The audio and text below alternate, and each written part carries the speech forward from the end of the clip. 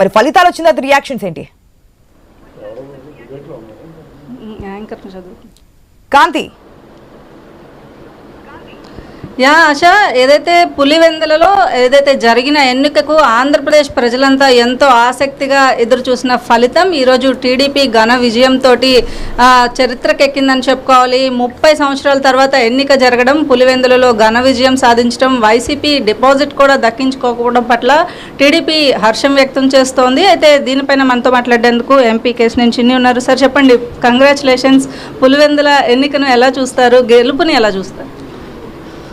మనం రాష్ట్రం మొత్తం మీద అధికారంలోకి వచ్చిన సమయంలోనే పులివెందుల ప్రజలకు కూడా ఆ రోజు అధికారం అక్కడ కూడా మేము గెలిచేవాళ్ళం.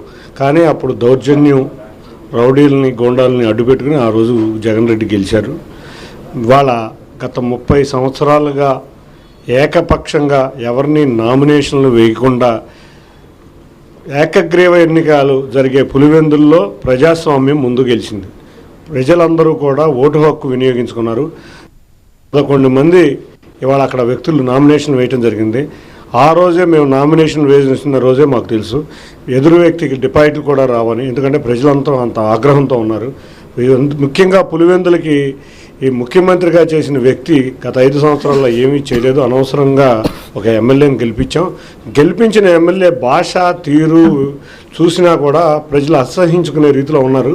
కాబట్టి పులివెందుల ప్రజలు మరీ ఎక్కువగా అసహించుకుని పార్టీకి డిపాజిట్ కూడా దక్కలేని విధంగా తీర్పు ఇవ్వడం చాలా ఆనందంగా ఉంది. ఇవాళ ప్రజాస్వామ్యం పులివెందుల్లో 30 సంవత్సరాల తర్వాత ప్రజాస్వామ్యం గెలిచి అరాచకాలు పోయి ఇవాళ మా అభ్యర్థి గెలవడం, భారీగా గెలవడం జరుగుతుంది. ప్రజాస్వామ్యబద్ధంగా జరిగింది, ప్రజాస్వామ్యం గెలిచిందని మీరు చెప్తున్నారు. అసలు ఎన్నికే ప్రజాస్వామికబద్ధంగా జరగలేదు అని జగన్మోహన్ రెడ్డి ఆరోపిస్తున్నారు. మేము ఎక్కడ వాళ్ళు చేపిల్లా 11 మంది నామినేషన్ వేశారు. 2 చోట్ల కూడా మీరు చూస్తే గత 30 సంవత్సరాల నుంచి నామినేషన్ వేయలేని పరిస్థితి. పులివెందుల్లో పట్టుకోల్పోతున్నాడు. పులివెందుల్లో కూడా రేపు ఎమ్మెల్యే కింద గెలవడు. అతనికి రాజకీయ సన్యాసమే. ఇవన్నీ తెలిసి ఫ్రస్ట్రేషన్తో నిన్న మా గౌరవ ముఖ్యమంత్రి తండ్రి వయసు ఉన్న వ్యక్తి, చనిపోవాలని కోరుకునే వ్యక్తి, ఇటువంటి వ్యక్తి, అతని తండ్రి వైఎస్ రాజశేఖర రెడ్డిని గౌరవించి మా ముఖ్యమంత్రి వర్యులు వైఎస్ కడప జిల్లా అని పెట్టారు. ఎక్కడ మేము తప్పు చేయం. కానీ ఈ వ్యక్తికి సిగ్గు లేదు. ఇతను ఒక రౌడీ.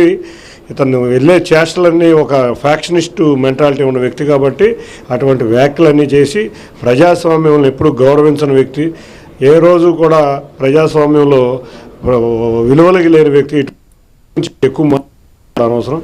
త్వరలో పులివెందులలో భారీ మెజార్టీతో ఇవాళ ఎలక్షన్ వచ్చిన దమ్ము ధైర్యం ఉంటే రిజైన్ చేసిరా, తెలుగుదేశం భారీ మెజార్టీతో పులివెందులో.